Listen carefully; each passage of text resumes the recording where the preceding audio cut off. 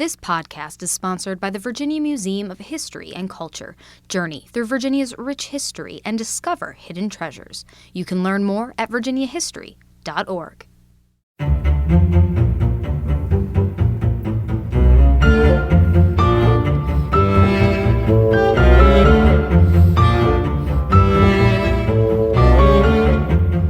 Hello and welcome back to How We Got Here. I'm Rachel DePompa, an investigative reporter for the NBC affiliate WWBT in Richmond, Virginia. We've got a jam-packed episode 2 for you this week, so let's just get right into it. We are turning back the clock on the week of November 25th to December 1st. Our first story is based right here in Richmond, where an interesting invention got its start. And once it began rolling through these streets, it spread around the world. We're talking, of course, about the electric streetcar. It is an amazing first that we don't really take much credit for. The fortunate issue is that we no longer have them. We have now been without the streetcar system for about a decade longer than they rolled here. They were here for 61 years, from 1888 to 1949. And it was November 25th, 1949, that Richmond's electric streetcar system made its final run, giving way to the motorized bus. But the birth and fiery death of these trolleys makes for quite a story I think you're really going to enjoy. As in all things, within the seed of conception was the kernel of its destruction. Because the forces that brought the streetcars into power killed them off. The transit history of Richmond was never a smooth and easy ride. Enter Harry Kolatz Jr. I don't want Dad getting blame or credit for anything. I am the senior writer at Richmond Magazine, which makes me sound older than I am and wiser than I wish I was, or something like that. The senior writer makes me sound older than I wish I was and wiser than I am. While researching this topic, we quickly came to understand that Kolatz was the man to talk to about the transit system. He knows everything about it. He's our streetcar scholar. They were the first of their kind. It was a citywide, electric-powered transit system. And within a few years, I think more than 200 cities got the system Frank Julian Sprague created here. Frank Sprague was a student of Thomas Edison. Yes, that Thomas Edison. His streetcar idea was actually born in London. He saw the sparks shooting from the steam trains and thought there has to be a better way. He goes back to New York and tries to get investors together and tinkers in his shop and successfully catches a car on fire in Manhattan. And it was right about this time that Richmond came calling. And Sprague decided to answer that call for a variety of reasons. First of all, they were giving him the chance to do this.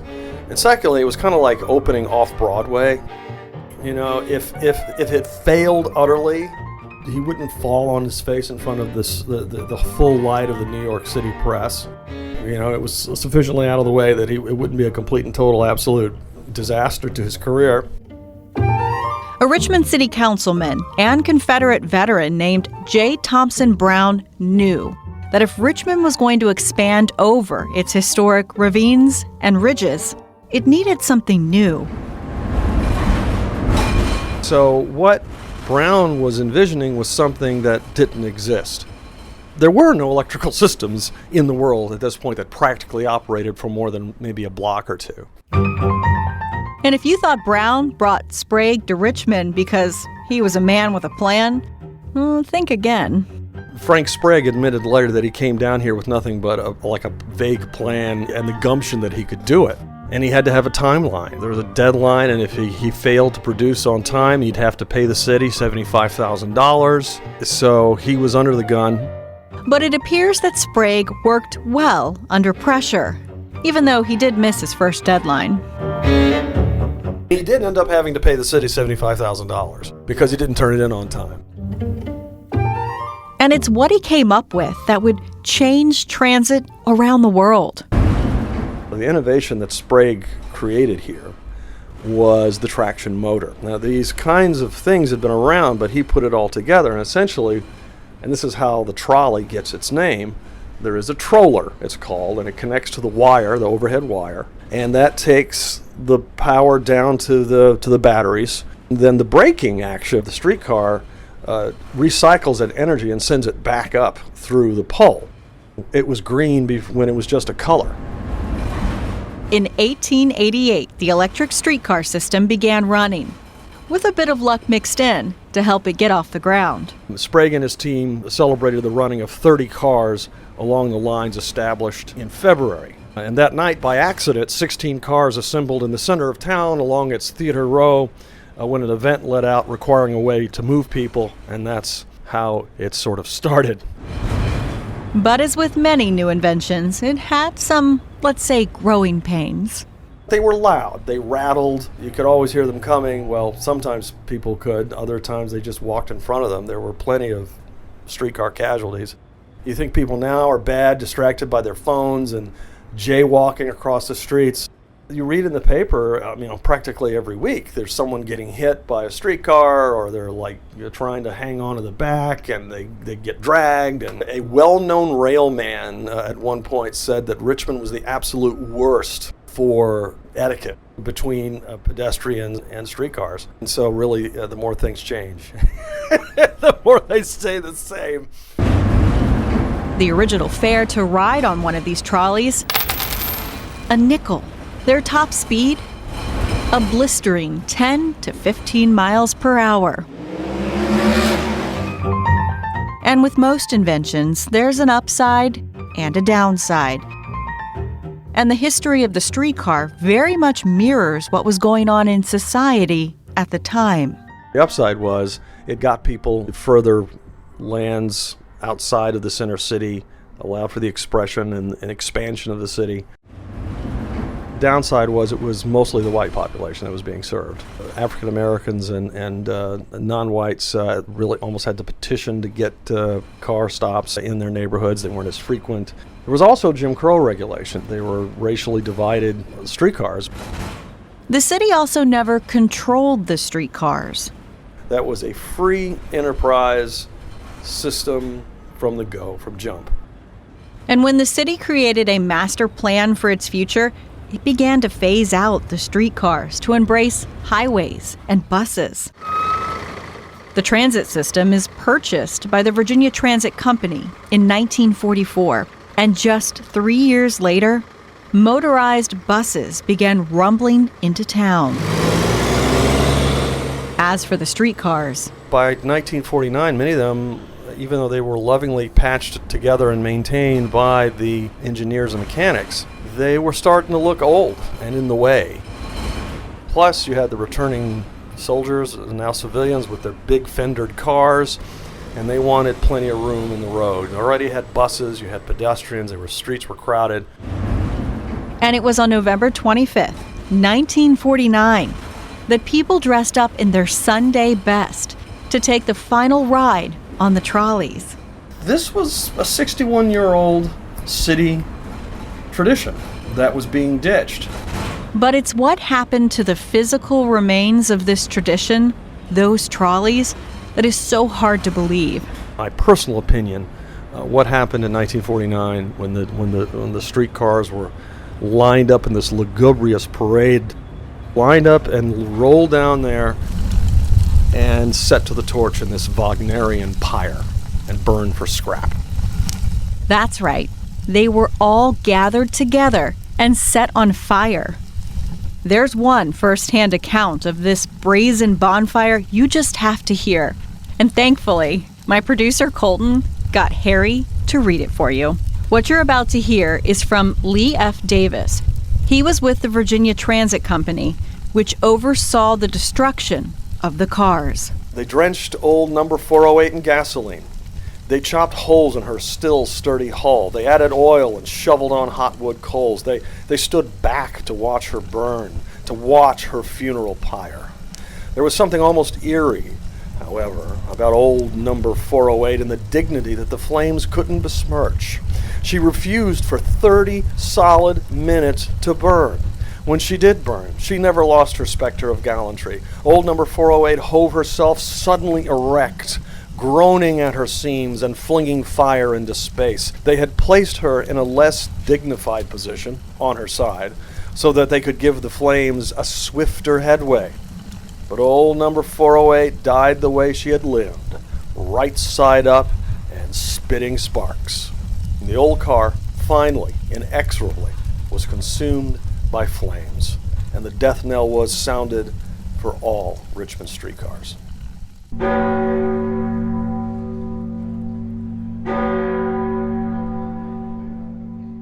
I told you, he was the only person in the world who could do that justice. There is a certain nostalgia about them because we don't have them anymore. People like me contemplate what we'd look like if we had a contemporary arrangement, a modern transit system of today. The only place you can go see now an actual Richmond streetcar, because the majority of them were burned or scrapped, is the Virginia Museum of History and Culture, where it's on exhibit like in a natural history museum, like a big dinosaur, the dinosaur bones. These dinosaurs of the age of transit, now extinct in Richmond, but thriving in Europe. The asteroid that destroyed them here, a funeral pyre, welcoming the trolleys into the land of the obsolete.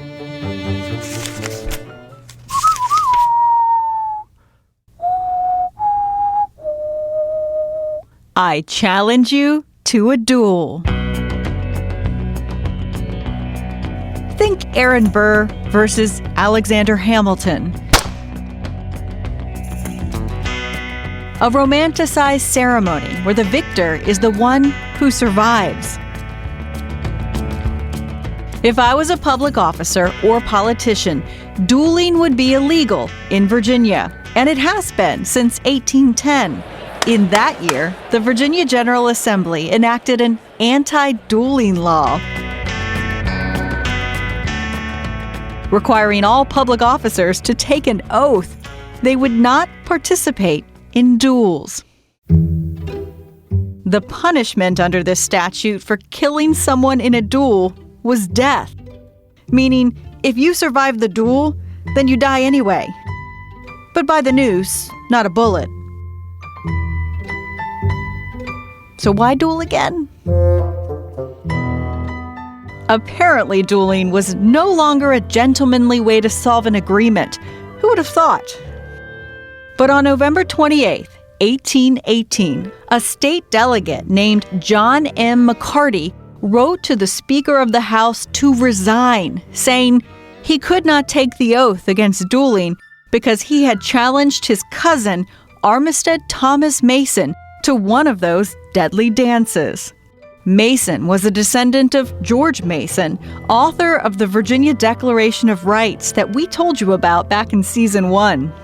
Their quarrel began a few years earlier. It had to do with politics and the publishing of a booklet of letters between the two. That's our best guess as to what the fight was really about, because the research goes on and on and on. Anyway, according to local lore, Armistead Thomas Mason was returning to Richmond after reading that booklet and found himself in a stagecoach with none other than General Andrew Jackson. Yeah, the future president of the United States. Jackson told him to go forward with the duel. And there's really good reason why Jackson would say that. The 7th President of the United States, Andrew Jackson, fought in more than a dozen duels, one of them leaving him with a bullet in the lung that remained there until the day he died, 19 years later. Apparently, he dueled for many reasons, For example, someone making him look foolish in court or being accused of adultery. And the reason he had that lead bullet in his lung? Because of an argument over a horse race. He obviously won that duel. He got shot in the chest, but he killed his opponent. But nonetheless, Mason took Jackson's advice, resigned his military commission, and the duel against McCarty was on. The site was a traditional dueling ground near a stream aptly named Blood Run, near Bladensburg, Maryland. Remember, they couldn't do this in Virginia because the survivor would be hanged. They agreed to use muskets loaded with a single ball, standing 10 feet from each other. Okay, anyone else going a little Western here?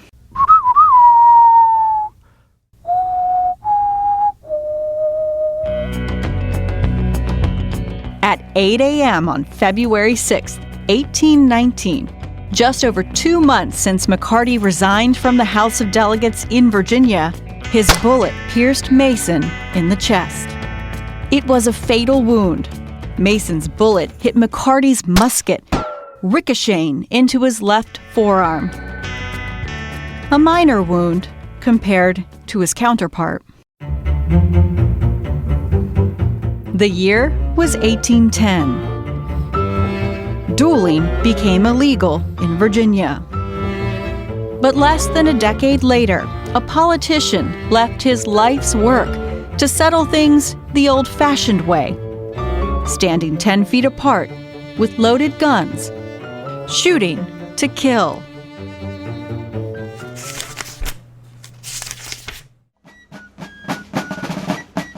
Now let's go into the waning days of the Revolutionary War. British General Charles Cornwallis was in Yorktown. General George Washington and French allies were on the way. When people are asked about the end of the Revolutionary War, they usually go straight to Yorktown, which is about an hour drive east of Richmond. But it was more than a month later, on November 25, 1781, when the British Prime Minister at the time finally got the news he was dreading. Upon receiving news of Cornwallis's surrender, Lord North exclaims, "Oh God, it is all over." Imagine being the Prime Minister of the mighty British and getting the news that one of your colonies defeated you in the arena of war more than a month ago. News reached Great Britain that the King's Prime Minister, Lord North, took it like a ball to the breast, meaning as if he'd been shot. In 1781, news is as fast as the wind behind your sails. It may have been over for the British, but our story is just getting started with the man you just heard from, Ed Ayers. I am a native Virginian. I grew up in Buckingham County. Did graduate work in history at the University of Virginia, where I got a master's degree and did everything required for the PhD except the final step. He just didn't do his dissertation. So instead of having a career as a college professor, I've been more or less a museum historian for most of my career. He's worked all around the Commonwealth, Colonial Williamsburg in the early 70s, then the College of William and Mary, and now he's been with the Yorktown Museum since 1988. So who better to ask about one of the most important battles to turn the tides of British colonialism? What I try to tell people is, why is Yorktown important? Well, of course, the quick, dirty answer is it's the last significant military activity of the American Revolution and the one that pretty much cemented our victory. But that's oversimplified in many ways. He says, apart from Yorktown in October of 1781, the other turning point in the war came earlier. In September and October of 1777, The victory at Saratoga in New York, which was the first time that an entire British army had to surrender to an American force, which was shocking to the British, but it didn't mean they were ready to declare defeat yet. They were about 4 years away from doing that. It was the first of a series of lessons that the British never really learned, and that is that they always expected more support from the colonists than they got. They really thought that there were just a few bad people who were the rebels, and once a British military force was on the site, that the great majority of the people would support them, and they didn't. But the British surrender in upstate New York had implications far beyond the Redcoats laying down their weapons. One of those implications was that France decided to enter the war on the part of the Americans, and that is probably the single factor that ended up guaranteeing American victory. Without French help, I don't think we would have won the revolution. With France joining the fray, it meant Great Britain had to focus its attention on much more than just the American colony. It had to worry about its colonies in the Caribbean. It had to worry about its foothold in India. It had to worry about being possibly invaded, Britain itself, by France. So all of a sudden it had to spread its military resources all over the Western Atlantic and even the world. And it was more than just the spread of British forces. The French sent men, supplies, but perhaps more importantly, their fleet. The big disadvantage the Americans always faced was lack of sea power. We just could not contest the British Navy. It's now 1781, and General George Washington is outside of New York with his troops, as well as French regiments under General Rochambeau. And he wasn't there to play rock, paper, scissors. Rock, paper, scissors is named after Rochambeau. Washington wanted to use all of these soldiers to attack the British in New York. But the British had been in New York for a long time. They'd been dug in. They had good defensive positions. And I think Rochambeau knew that was not a smart move. But the generals got word of a French fleet that was planning to sail north from the Caribbean that summer. But for Washington, there was a real problem. It was only going to come up as far as the Middle Atlantic. It was not going to go as far as New York. Meaning that fleet would have to be used somewhere in the mid-Atlantic. And I think you know where it's headed. Rochambeau pointed out that there was a British force in Virginia at this point under Cornwallis that had been rampaging pretty much at will through the state. Lafayette had a small force to try to resist him, but he was outnumbered. Ayres is talking about the Marquis de Lafayette. We'll hear much more about him later on in this episode. Rochambeau pointed out that with the French fleet in the Chesapeake Bay, if Washington took part of his army with Rochambeau's troops and marched south to Virginia, they could possibly trap Cornwallis, who had kind of set up a base at Yorktown. And that's basically what happened. The British did send a fleet of their own south from New York in an engagement called the Battle of the Capes.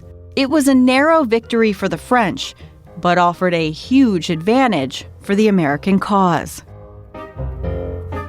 Consequently, the British admiral simply took his fleet back to New York. And so the French were in total control of the Chesapeake Bay. Cornwallis could not escape.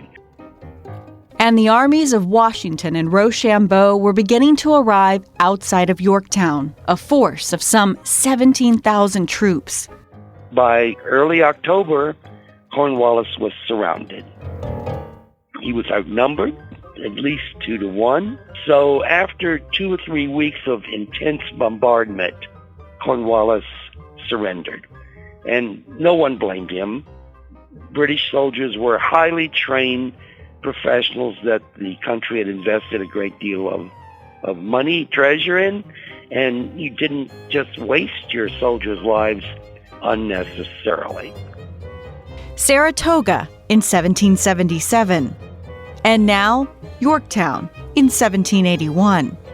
And that surrender at Yorktown was a spectacle. It's clear from the descriptions that the British soldiers themselves were humiliated and horrified and angry. These kind of strange formalities of wartime in the 18th century. If your opponent had put up a brave fight, you were allowed to march out with honors when you surrendered, which meant with your flags flying and playing your bands and drums. But that's not what happened, because as they say, karma will always come back to bite you. When the Americans had surrendered at Charleston, South Carolina, earlier on in 1780, the British had denied them the honor of marching out with honors. And Washington had not forgotten that, and he would not let Cornwallis surrender with honors. So what that meant is the British had to march out between two lines of soldiers, French on one side, Americans on the other, with their flags cased, not flying, their drums muffled. At the end of this line, an empty field where the soldiers had to surrender their guns. Research shows many of the redcoats were drunk, heaving their guns to the ground to try to break them. But what about that British general? Cornwallis himself pleaded illness and did not come out of his tent to surrender personally. His second-in-command stood in for him and first approached the French general Rochambeau, since it would have been humiliating to surrender to a rebel. Rochambeau, however, refused to accept the surrender and indicated Washington.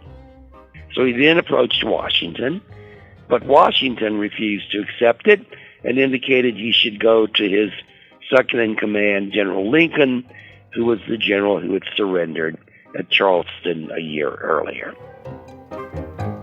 Imagine the scene. It sounds like it's straight out of a movie. General Washington making sure Karma received the retribution she deserved. Exactly. He was not going to let them get away without, admitting that they had wronged General Lincoln. It must have been a thrilling sight for the Americans to see these British marching between these two lines of soldiers and knowing that they were destined for a prison camp in Winchester in western Maryland, which they were very quickly marched off to. And it was more than a month later, on November 25th, 1781, when news finally reached Great Britain. Lord North said, "Oh God, it's all over." Parliament decided to end the war, and Lord North resigned the following March. America was a colony no more. The mighty British Army and fleet defeated by a country of rebels, fighting for the ideals of liberty, freedom, and independence.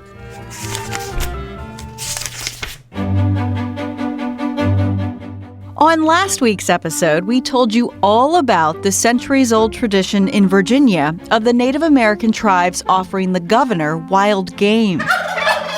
But because Thanksgiving moves every year, and it's late this year, in this episode, we'll talk about how Thanksgiving came to be. It's all thanks to the nation's first president, George Washington. In his first presidential proclamation on October 3, 1789, Washington designated November 26th 1789, as a day of national thanksgiving and prayer. An article on Mount Vernon's website says that Washington marked that day by attending church services at St. Paul's Chapel in New York City, and by donating beer and food to imprisoned debtors in the Big Apple. Or maybe for that day, we should call it the Big Cranberry. I digress, and you all know how I feel about cranberry sauce. Anyway, Thanksgiving was practiced by early British colonists more than a century earlier here in Virginia. In a letter from 1619, Captain John Woodleaf was given orders that included an annual religious observance of Thanksgiving at the newly established Berkeley Plantation in what is now Charles City County, Virginia. You'll hear from a direct descendant of Captain Woodleaf in next week's episode.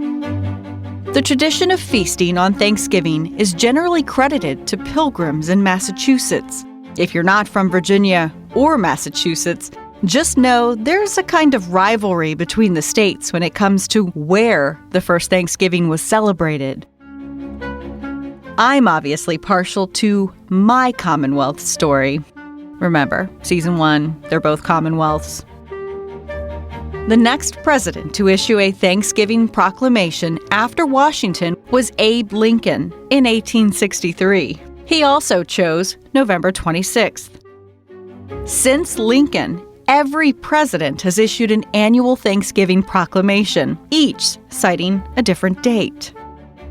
Most choose the fourth or last Thursday of November, but Franklin D. Roosevelt chose the third Thursday of the month in 1939 through 41. He cited economic reasons. But FDR would sign a law in 1941, setting Thanksgiving as the fourth Thursday in November from 1942 onward. He also made it a federal holiday. So whether you put your turkey in the oven, deep fry it, baste it, stuff it, whatever, just know that it all started with President George Washington's first presidential proclamation in 1789. And sorry to everyone in Massachusetts, but the first Thanksgiving was here in Virginia.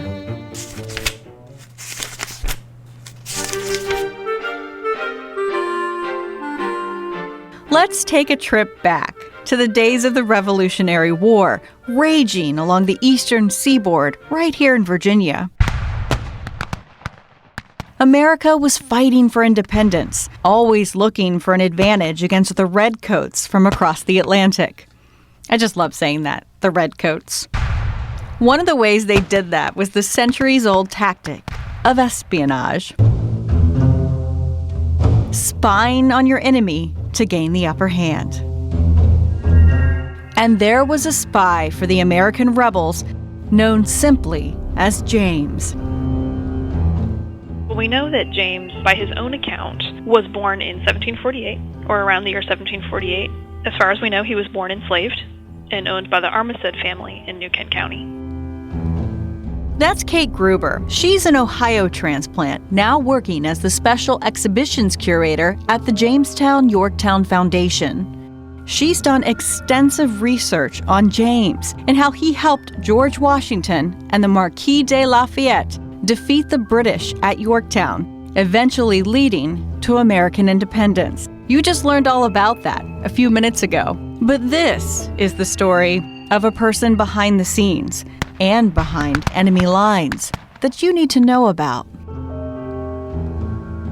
James's espionage, the intelligence he's able to gather, and the role that he played, it's why we're here today. It's why it's the American Revolution Museum at Yorktown and not the American Revolution Museum at New York or another place. So he's a very important part of our story at Yorktown and an important part of the Revolution in general. But as Kate mentioned, James was a slave, and on November 30th, 1786, he petitioned the General Assembly to gain his freedom. But before we tell you how that story ends, and whether or not he actually was granted his freedom, we need to explore how he got involved in the Revolutionary War in the first place. William Armistead Jr., who owns James, is selected to act as an assistant of the guy who's running what's called the Williamsburg Public Store. The store helped the state deal with the fact they had never had a standing army before, meaning they needed a home base to deal with supplies that are coming in or going out to the battlefield. And James had the skills that made him a valuable asset to the public store.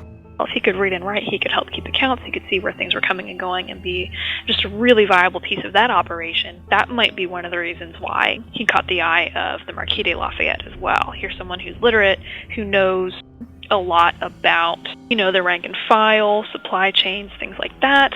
He's at least kind of been involved in that world for a while. And the Marquis de Lafayette needed help in a sort of cat-and-mouse game he was involved in with General Charles Cornwallis. That guy, the antagonist in a lot of the American Revolution stories we've shared with you these past 2 seasons. And they're kind of chasing each other up and down from Fredericksburg to, Hampton Roads, and you know that this is all going to play out where everybody's going to meet eventually in Yorktown. Lafayette is trying to figure out how many forces Cornwallis really has. All while Lafayette's spies are hard at work in Cornwallis's camp. Lafayette writes a letter to Washington, and it says, quote, "A correspondent of mine, servant to Lord Cornwallis." He says that his master, Tarleton, and Simcoe are still in town but expected to move.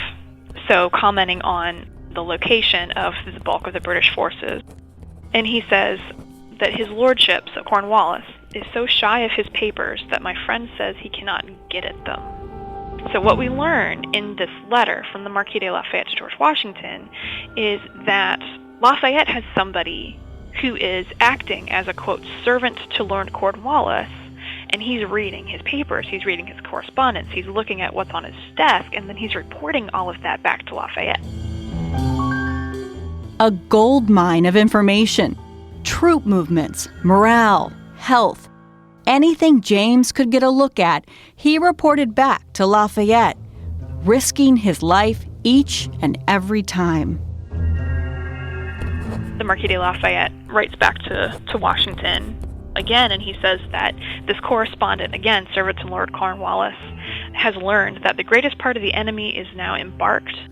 What garrison they have, I do not know, but should a French fleet now come to Hampton Roads, the British Army, I think, would be ours. So that's the information, again, that solidifies that Washington is going to be successful, or it looks like Washington could be successful at Yorktown. And all of that intelligence, we think, was actually delivered by James to the Marquis, who then translated that to Washington. Think about this. Imagine being a slave, and then you become a spy for a fledgling country, going up against the most powerful army in the world. But that has been the mythology of James and how James was able to operate in this world. I do think that James would have had to have some means of kind of ingratiating himself with Cornwallis. We know that there were thousands of enslaved African Americans who did join the British Army or flee to the British Army at this time, particularly when the British Army was in our region here. It would not be implausible to assert that as James' backstory. He's not just going to walk in and be like, hey guys, what's up? I mean, he's going to have some kind of cover story, right? I mean, a reason for him to be there. And he could have certainly said, I've run away, I'm coming to you seeking my freedom, as so many other enslaved African Americans did. You'd think after acting as a spy, James would be granted his freedom. But that was not the case.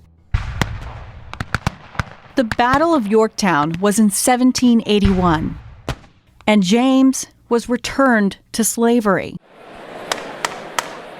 In 1783, the General Assembly passed a law to free slaves who had served in the military during the Revolution that helped make America free. This applies to, quote, anyone who contributed towards the establishment of American liberty and independence by enlisting in any regiment or corps raised within the state, or who had served as a substitute for a free person. But James does not apply. He didn't do either of those things. At this point, they didn't have proof that he helped the cause either. because if James was acting as a spy, what good spy leaves a paper trail? He had to prove meritorious service. That, okay, I didn't hold a gun, but I did something so beneficial to the establishment of the new nation that I deserve my freedom. So he gave it a try and petitioned the General Assembly in 1784, asking for his freedom. But for whatever reason, they do not grant him his freedom. They just don't do anything to move James's petition forward. But that same year, James receives a note from the Marquis de Lafayette detailing James's service to the American cause. Finally, a bit of proof to bolster his petition for freedom.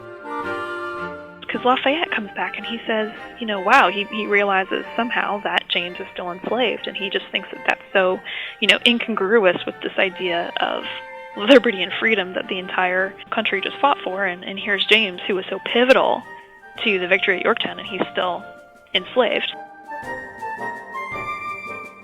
So then he tries again, and he submits another petition, this time in 1786. This time, success. But James wasn't immediately freed. New Kent County sent an auditor to assess his value, so his owner, William Armistead Jr., could be compensated for his loss of property. One report says Armistead was given $250 as payment for James. As soon as payment is made to his owner, James was a free man. And then that's when we see him listed as the head of his own household in New Kent County. But he was no longer just James. He took the last name of the man who helped him gain his freedom. There was now a James Lafayette in New Kent County. He held land, received a Revolutionary War pension, even owned slaves. But recently uncovered documents show those slaves might have actually been his family. He was married. He had a wife named Sylvia. His wife was enslaved. It's possible that he was able to somehow purchase her so that she shows up in his property tax. And there's this law in Virginia at the time that the children are connected to the mother, meaning if she's a slave, so are they. If you are a formerly enslaved African American who was freed, I think after 1806, you have to leave the state within 1 year of your manumission. That's why I wonder if the slaves that you see are his family. If he was able to purchase his wife and his, kids and then give them freedom, they would have to leave in a year. How are you going to keep your family group together? There's just so much which makes it so restrictive on your life. Even if you did have your freedom, you're still not free. There's still one more part of James Lafayette's story we just have to share with you. Here's what Kate said when we asked her about it. Love this part of the story. It is so much fun. If you just want to go down a rabbit hole sometime, it's the coolest thing in the world to look into. And we're all about falling into historical rabbit holes on how we got here. So here we go. Buckle up. It's 1824. The Marquis de Lafayette responds to an invitation from President James Monroe to basically come back and relive this patriotic spirit of 76. It's on the eve of the nation's 50th anniversary. Lafayette's now the last surviving general of the American Revolution. So the Marquis de Lafayette goes on an incredible tour of the eastern seaboard.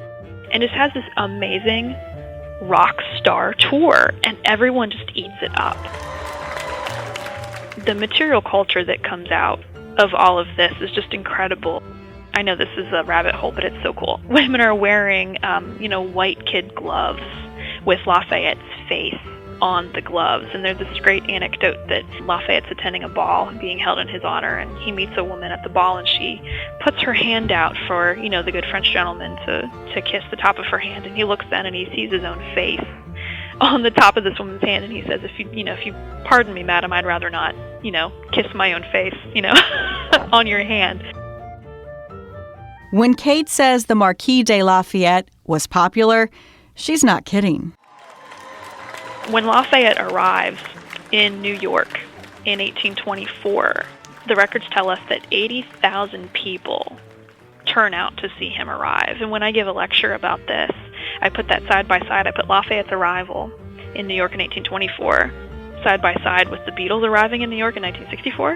And if you look at the population analysis of New York in both of those years, a higher percentage of people turn out for Lafayette than they do the Beatles.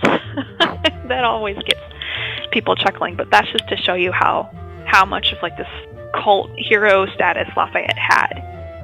That same year, the former spy, James Lafayette, found out his old friend was coming to town. Historians disagree on where this meeting took place, whether in Richmond or Yorktown itself, but it doesn't change how this story ends. The Richmond Enquirer reports that during one of these parades held in Lafayette's honor, James was recognized by Lafayette in the crowd, and the story goes that Lafayette calls out to James and calls him actually by name, and then they just have this huge embrace in front of everyone, and this is a big spectacle. And that, I think, is the moment that James is really ushered into this new status, and that's a folk hero.